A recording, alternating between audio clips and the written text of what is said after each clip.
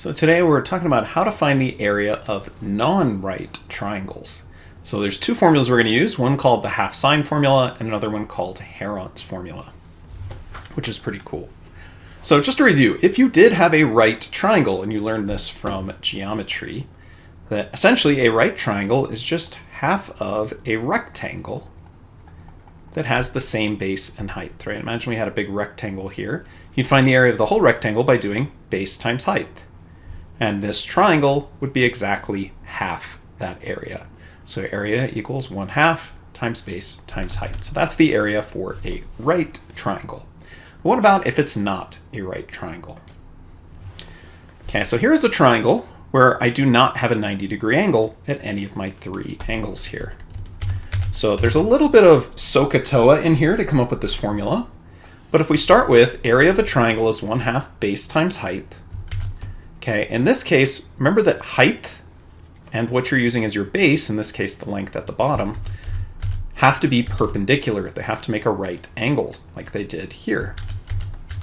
Okay, so this time we've drawn in this length called an altitude, and we're marking it as our height, perpendicular to length B here that we're calling our base. So the gist of coming up with this is if we take the angle here, C, and we did the sine. So if you remember SO from SOHCAHTOA, sine is equal to the opposite over the hypotenuse. So in other words, the sine of C is equal to its opposite, which is H, over the hypotenuse of this right triangle here, which is A. So the sine of C equals H over A. So that's from SO in our SOHCAHTOA. Now to get H by itself, we can multiply both sides by A. You can also kind of think about this as cross-multiplying. But then we get that H is equal to A times the sine of C. So that tells us something that we can replace H with. So if I have 1/2 times B, 1/2 times B, and I replace that H with A times the sine of C, A times the sine of C, all of this just gets multiplied together, and this is called the half sine formula. So the formula in the box is the one we're going to use when we have a non-right triangle, where specifically we're going to need to know two sides, which here represent A and B, and the angle where those two sides meet, called the included angle, or the angle between them. So that's why this is sometimes called the side angle side formula. Kind of as you go around the triangle, you know a side, an angle, and a side, or even if you went the other direction, a side, an angle, and a side. Okay, so this is sometimes also called the side angle side formula. So in a non-right triangle, if you know two sides and the angle where they meet, that's what we're going to use. And in this case, A and B are the two sides we know, and C is just the angle that's between them. Okay, so don't worry too much about the labels of A, B, and C specifically, although I think they will match up for us in our first example. Okay, so find the area, round to the nearest hundredth. So notice, I do not know that this is a right triangle. Maybe it is, but we're not sure. But I do know two sides and the angle where they meet. So we have side angle side. So we can use this half sine formula. Our area equals 1/2 times our two sides, 10 and 12, times the sine of the angle between them, 36 degrees. Okay, so now all we got to do is go to our calculator. So here we go. So we're going to type in 1/2. You can even type in 0.5 if you'd like for the 1/2, times our two sides, times 10 times 12, times the sine of 36 degrees. And again, make sure your calculator is in degree mode. So here you should be able to read the word DEG, or letters DEG. And we're going to round to the nearest hundredth for our area. So that means we need to go one more decimal out here, and that 7 does mean we need to round up. So 35.27. Our area is about 35.27. And remember that area is in square units, so centimeters squared, or sometimes you can write that as square centimeters. But you do need to put the units when you're doing area. Okay, so we're going to do another example here. Pretty similar. This time it's not giving us the labels of A, B, and C. Okay, So hopefully that doesn't throw anybody off here. But we're trying to find the area of this triangle. This is close to maybe a right angle, but I don't know it's a right angle. So we do know two sides and the angle between them. So we can use the side angle side formula.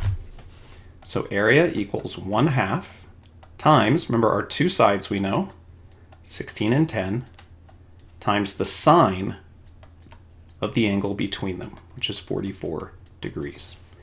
And all we have to do, go to our calculator.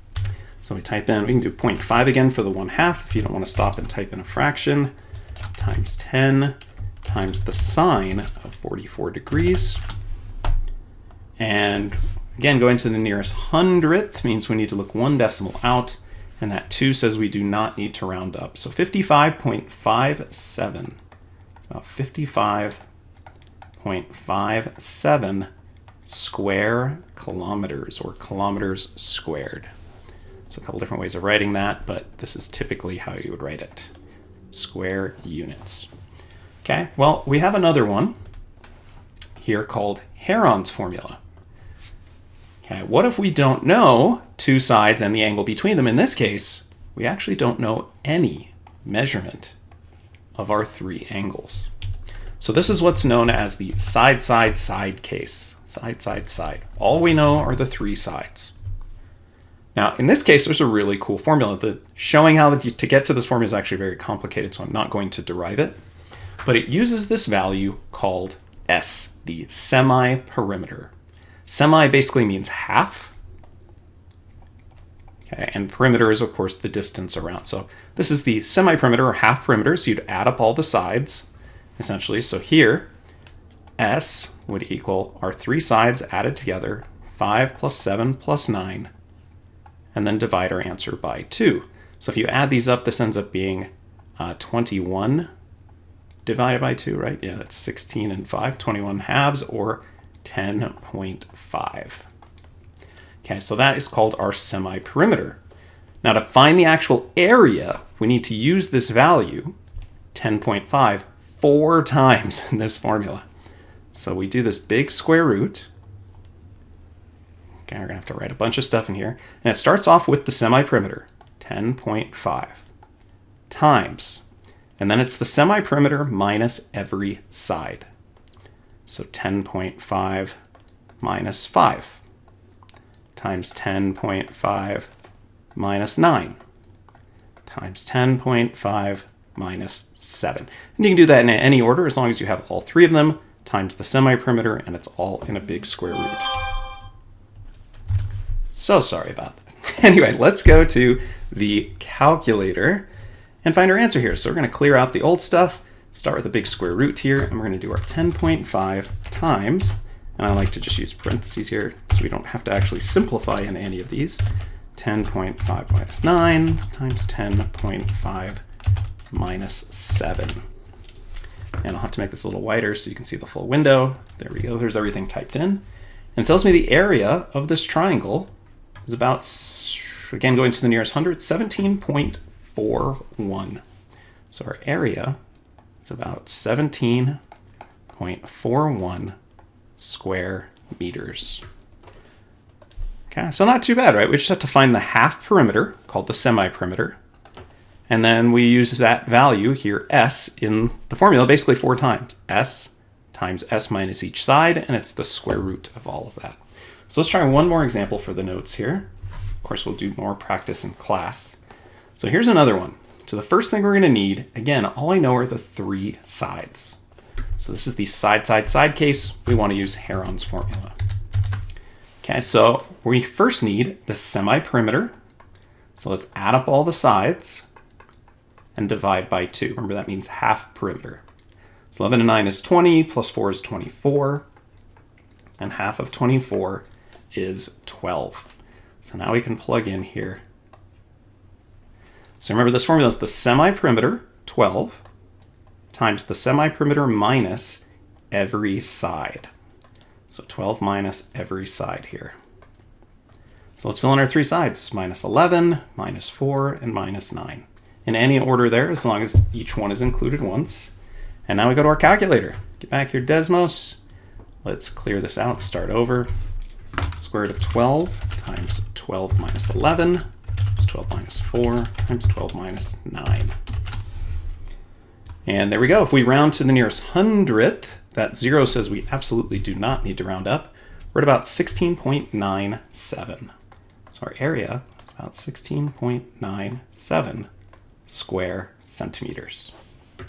Okay, so since this video is pretty short, we have one more thing we're going to introduce today. It's not really going to be in the lesson, but we'll definitely see it later, and this will save us a little bit of time. So this is the idea that we have what are called reciprocal trig functions. So if you remember, think of SOHCAHTOA, right? Sine is the opposite over hypotenuse. So cosine's the adjacent over hypotenuse, tangent opposite over adjacent. Okay, there are 3 trig functions. This first one is called cosecant. Okay, abbreviated. So they don't use COS because we already use that for cosine. So cosecant is abbreviated CSC, cosecant of theta. Instead of being the opposite over the hypotenuse, cosecant is the reciprocal of sine. So remember, reciprocal means like to flip your fraction upside down. So sine is the opposite over hypotenuse. Cosecant is the hypotenuse over the opposite. It's literally just upside down. You can also think of this as if you thought of sine as being over 1, the reciprocal of sine itself could be written as 1 over sine. So just 2 different ways. This is from SOHCAHTOA definition, and this is just the reciprocal of sine. Okay, so same thing with cosine over there. If cosine is the adjacent over the hypotenuse, its reciprocal, which is called secant, okay, secant, SEC for short, is the hypotenuse over adjacent, just the reciprocal. Or it's 1 over cosine, which would be the reciprocal of cosine. And the last one, tangent, also has a reciprocal called cotangent.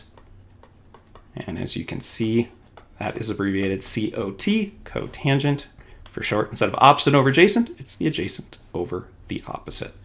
Okay, so we won't use these yet today, but they will be coming up shortly, so good place to just kind of throw them in our notes since today's lesson was very short. Okay, so remember 2 formulas. If you know all 3 sides, you want to use Heron's formula with this half perimeter. And if you know 2 sides and the angle between them, then you want to use the half sine formula.